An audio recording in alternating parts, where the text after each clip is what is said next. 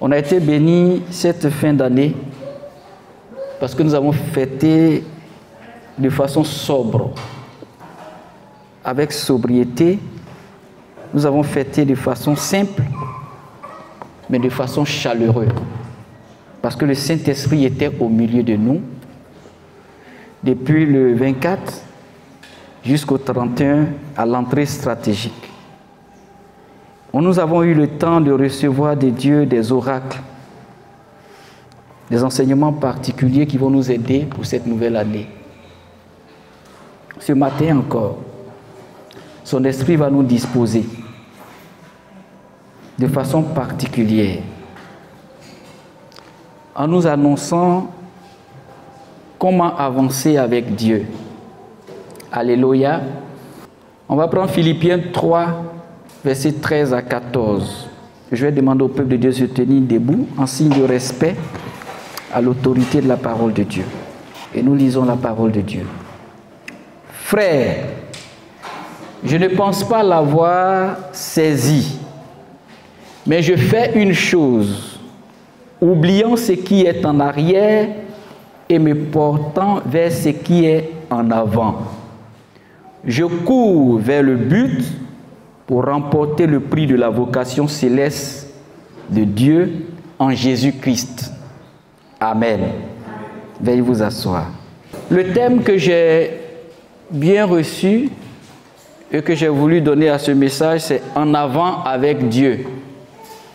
En avant avec Dieu. Quand je pense au fait que chaque fois que nous regardons en arrière, ça nous retarde un peu dans la vie.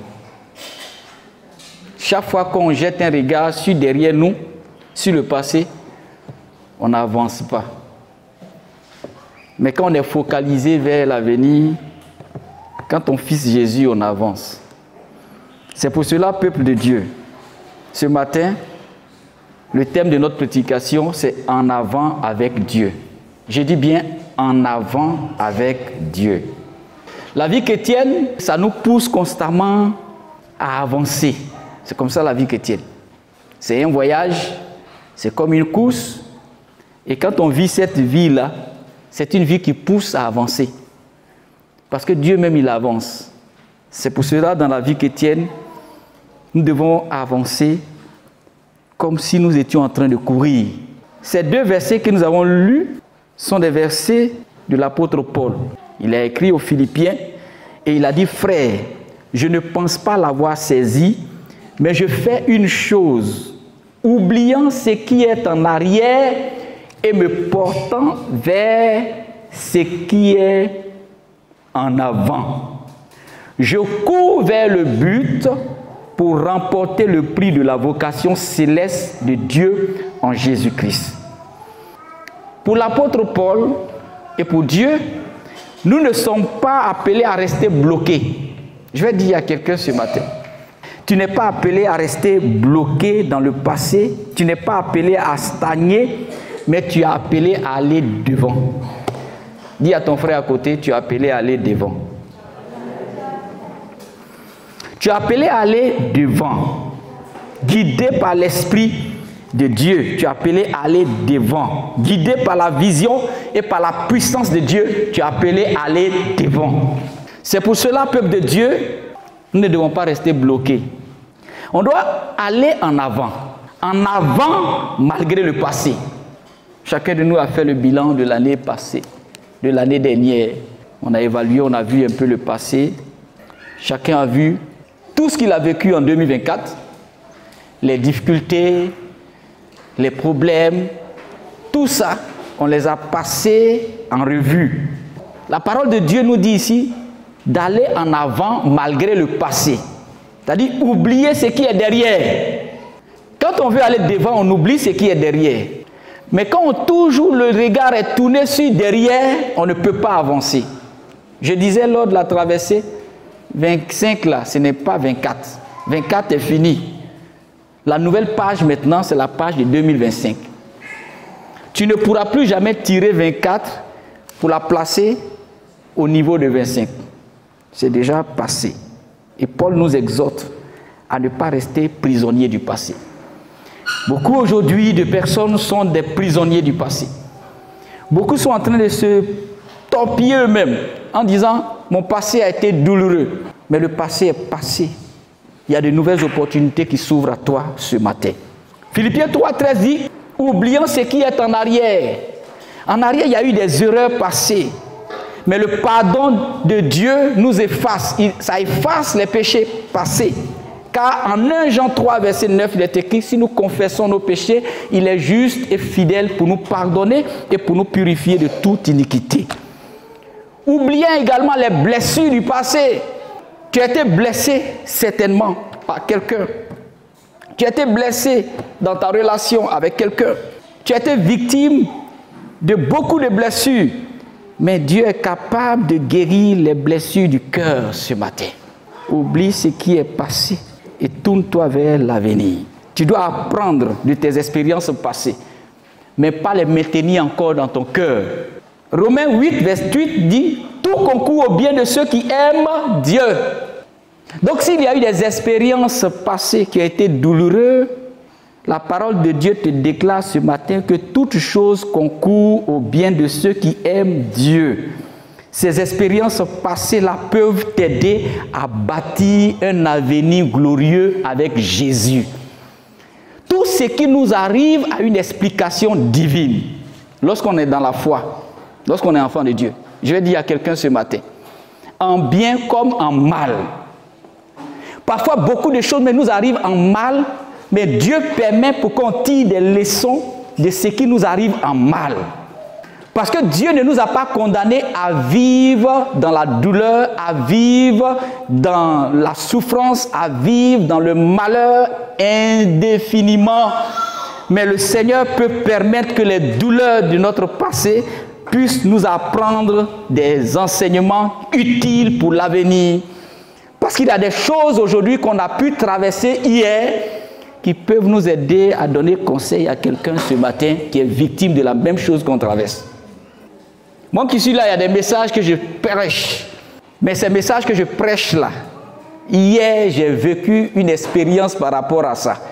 Et c'est pour ça que quand je prêche certains messages, je suis à l'aise de dispenser ces messages parce que j'ai traversé des moments douloureux dans le passé qui m'ont aidé à acquérir une expérience et à dire à quelqu'un qui traverse une difficulté, sois patient, persévère, parce que Jésus est avec toi. Tu dois tirer les leçons de ton passé douloureux, oubliant ce qui est derrière, mais en tirant des expériences particulières du passé. Les échecs, les pertes, les victoires du passé ne doivent pas nous définir, peuple de Dieu, mais ça doit nous enseigner. On tire toujours un enseignement de tout ce qui nous arrive, parce que toute chose concourt au bien de ceux qui aiment Dieu. Tu dois apprendre à te débarrasser des poids inutiles. Je répétais ça encore dimanche passé. Il y a des bagages de 2024 inutiles. Il ne faut pas les déposer, les transporter encore dans 2025. Laisse les bagages de 2024 qui t'ont fatigué là. Laisse-les là-bas en 2024. Ils sont déjà en 2024. Tu n'as plus besoin de transporter ces bagages-là encore sur ta tête. Débarrasse-toi des poids inutiles. Hébreux 12, verset 1 nous dit « Rejetons tout fardeau et le péché qui nous enveloppe si facilement. » Il y a des choses que tu dois rejeter. Ne les trimballe pas encore en 2025, peuple de Dieu. Libérons-nous des charges inutiles, des charges émotionnelles, des charges spirituelles pour courir librement vers notre destinée. La destinée que Dieu te révèle est une destinée glorieuse. Apprends donc à aller de l'avant, malgré le passé douloureux. Parce qu'il y a une nouvelle page devant toi. Pour mieux avancer, je crois qu'il faut voir clair. Il faut bien voir. Et la direction, c'est ce que Dieu nous donne. Il faut fixer les yeux sur Dieu si tu veux avancer. Ne fixe jamais les yeux sur les hommes. Les hommes peuvent te décevoir. Mais Dieu, il ne déçoit jamais. Est-ce que tu me comprends, peuple de Dieu? Fixe les yeux sur Dieu si tu veux avancer dans la vie. Mais si tu as fixé les yeux sur un individu, tu vas voir même que la personne va te laisser même là. Tu seras étonné. Les humains sont habitués à abandonner, sont habitués à laisser, sont habitués à l'infidélité. Mais Dieu est fidèle. Il est fidèle. Regardez comment Dieu est fidèle vis-à-vis de nous, peuple de Dieu. combien de fois est-ce que Dieu t'a laissé tomber un jour, depuis que tu vis ta vie chrétienne là? Dis-moi, est-ce que le Seigneur t'a laissé tomber un jour? C'est vrai, tu peux traverser des problèmes. C'est vrai, tu peux pleurer quelquefois parce que la vie est dure. Tu peux être travailleur devenir chômeur. C'est vrai, parfois il peut y avoir 0 franc dans ta poche. C'est vrai parce que parfois même tu peux ne rien avoir pour payer par la popote, ni pour payer le loyer. Mais est-ce que Dieu t'a abandonné un jour? Dis-le-moi. Le Seigneur est fidèle en ses promesses.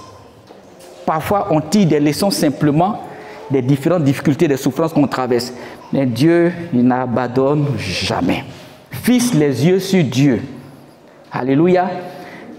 Il dit en Philippiens 3,14, je cours vers le but pour remporter le prix.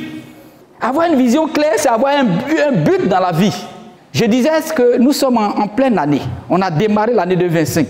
Quelles sont les priorités? Quels sont les buts que tu as maintenant? Tu ne peux pas avancer dans la vie sans but. Sinon, tu vas naviguer à vue. Il faut avoir un but. Il faut avoir un but. Il faut fixer les yeux sur Dieu. Quel est le but que Dieu a placé devant vous, peuple de Dieu? Parce que nous sommes là pour Dieu. Et nous vivons pour l'éternité. Nous, les enfants de Dieu, nous, les chrétiens. On ne vit pas seulement pour avoir des richesses, pour être dans l'abondance, mais on vit pour l'éternité. Parce que le but final, c'est d'aller au ciel. Si tu as gagné la vie de la terre, si tu as eu beaucoup d'argent ici, si tu as eu beaucoup de richesses sur la terre, et que tu as raté le ciel, tu n'as pas vécu, hein?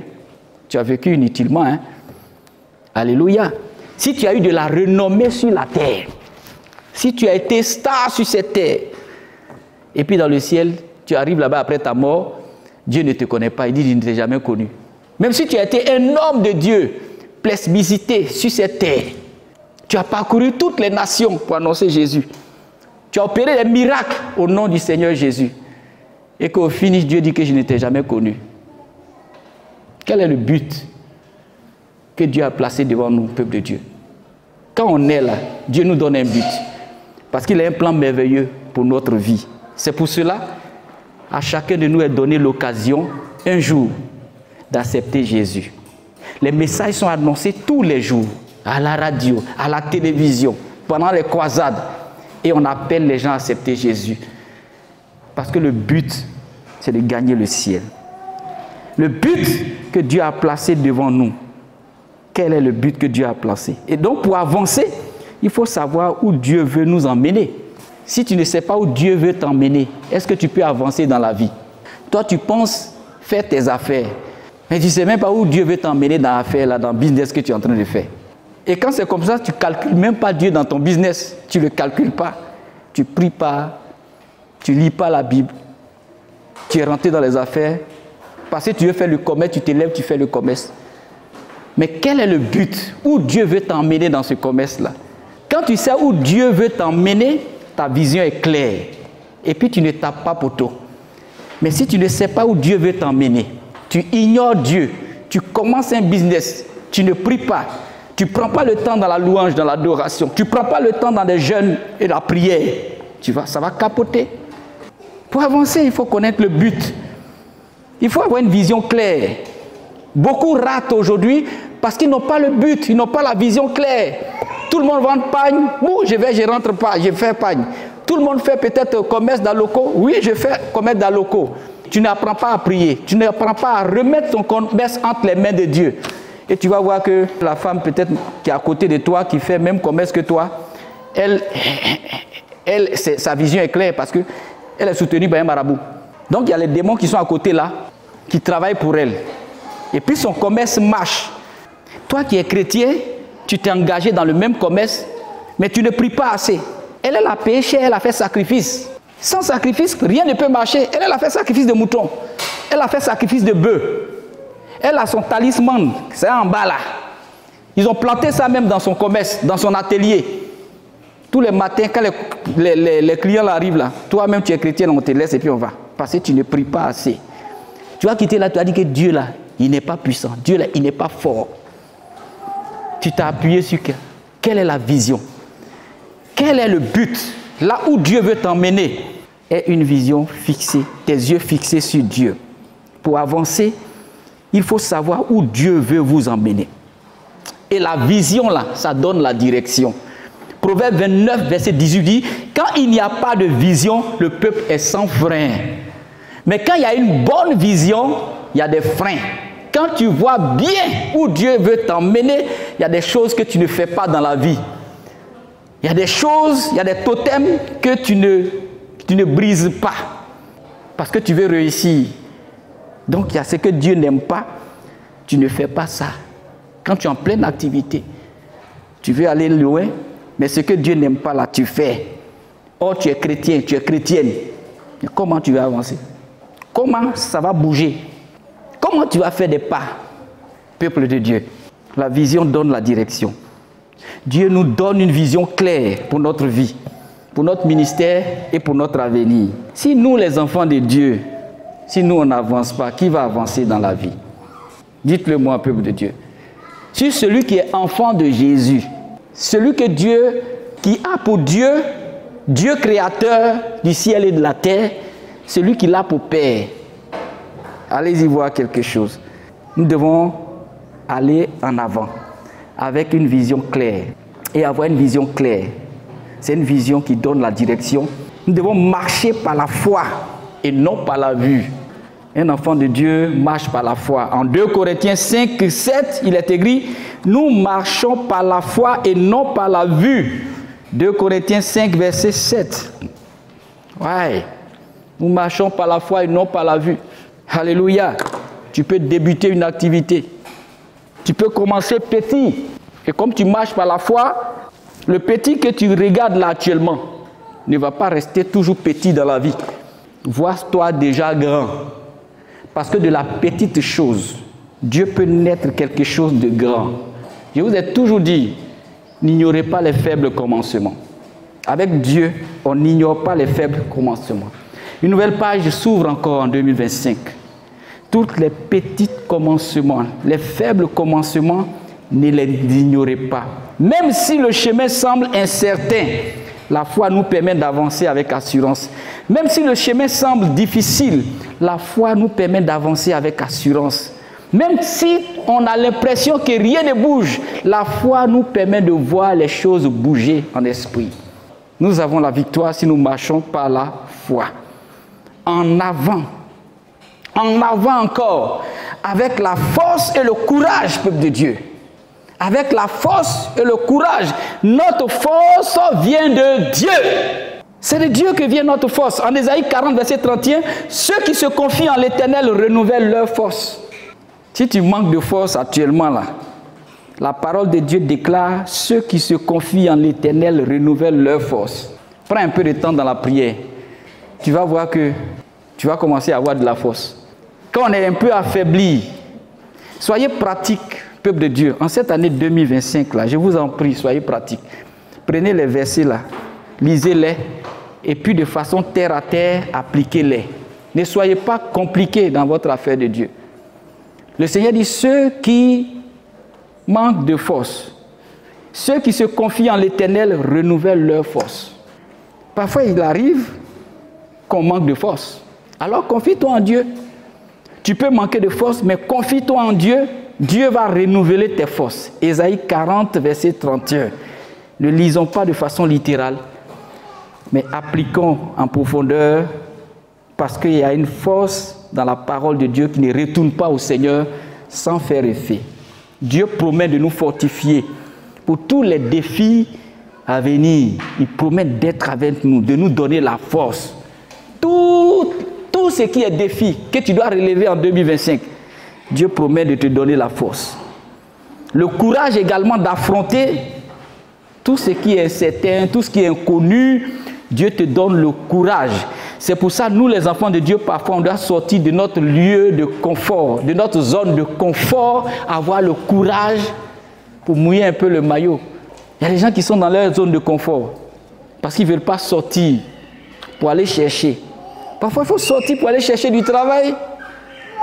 Toi aussi. Il faut te lever comme ça pour aller chercher du travail. Ne va pas seulement vers les personnes que tu connais. Tu peux aller même vers les personnes que tu ne connais pas. Et puis tu proposes tes services. Tu peux dire, moi je connais la plomberie. Je fais la maçonnerie. Tu peux rentrer dans une cour où tu sens qu'il y a un besoin quelconque. Tu dis, ah, je propose mes services, je peux tailler les fleurs. Vous restez trop dans vos zones de confort. Or, l'argent, là, parfois, sort de ta zone pour ne pas avoir peur et le courage d'aller. Il y a des métiers aujourd'hui que les Ivoiriens ne font même pas. Il y a des jeunes qui sont tellement chocos, ils ne veulent pas faire ce genre de métier. Quand les Haoussa, ils viennent là, ils vendent garba. Quand ils commencent à vendre là, ils construisent immeubles dans leur pays là-bas. Parce qu'ils sont sortis de leur zone de confort. Ils sont arrivés dans un environnement où on ne les connaît pas. Parfois, vous êtes tellement bloqué dans les environnements où on vous connaît seulement parce que vous avez peur d'oser. Vous n'avez pas le courage de sortir. Parfois, il faut sortir. C'est quand tu sors même que Dieu est avec toi.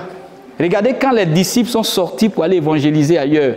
Ils ont gagné le monde parce qu'ils sont sortis de leur zone de confort. Ils ne sont pas restés seulement à Jérusalem ni à Samarie. Mais ils sont sortis de Jérusalem, ils sont sortis de la Judée, ils sont sortis de la Samarie pour aller dans les lieux hostiles. Il y a des missionnaires dans le temps qui sont quittés depuis les États-Unis, ils sont quittés en Europe pour venir en Afrique. En Afrique où il y avait des personnes qu'on appelait des indigènes. Les gens disaient, ah, c'est dangereux pour toi. Alléluia. Et je voyais comme ça, quand j'étais tout petit, il y a un missionnaire qui rendait son témoignage, qui disait qu'avant qu'il ne vienne ici, ses parents, sa famille ont pleuré. Parce que quand il a dit que Dieu l'avait appelé à venir annoncer l'évangile en Afrique, les gens se sont dit, mais tiens, tu es devenu fou là. Là-bas, là, il y a des gorilles. Là-bas, il y a des hommes sauvages. Mais il est venu. Et son ministère a eu des retombées, un impact pas possible. Parce que le Seigneur était avec lui. Je vais dire à quelqu'un ce matin, sors de ta zone de confort. Affronte avec le courage les défis. En Josué 1, verset 9, il est écrit, fortifie-toi et prends courage. Ne t'effraie pas, ne t'épouvante pas, car l'Éternel, ton Dieu, est avec toi. Partout où tu iras. C'est une promesse de Dieu. Fortifie-toi et prends courage. Prends courage. Ne t'effraie pas. Ne t'épouvante pas, car l'Éternel, ton Dieu, est avec toi partout où tu iras. Parfois, Dieu ferme les portes pour qu'on prenne conscience. Est-ce que vous comprenez? Parfois, Dieu ferme pour qu'on prenne conscience. Moi-même, j'ai pris conscience aussi. Et ceux aussi qui avaient l'habitude de recevoir cette manne-là, ils ont pris conscience que parfois, Dieu peut fermer pour nous permettre de tirer des leçons de certaines choses. Il faut avancer avec courage, affronter l'inconnu. Fortifie-toi et prends courage. Ne t'effraie pas, ne t'épouvante pas, car l'Éternel, ton Dieu, est avec toi partout où tu iras. Avancer, ça nécessite parfois de sortir de nos zones de confort. On est tellement habitué à certaines personnes. Mais parfois, il ne faut pas trop être habitué à ce confort-là que te donne un parent, que te donne un ami. Parce qu'un jour, il ne sera plus là.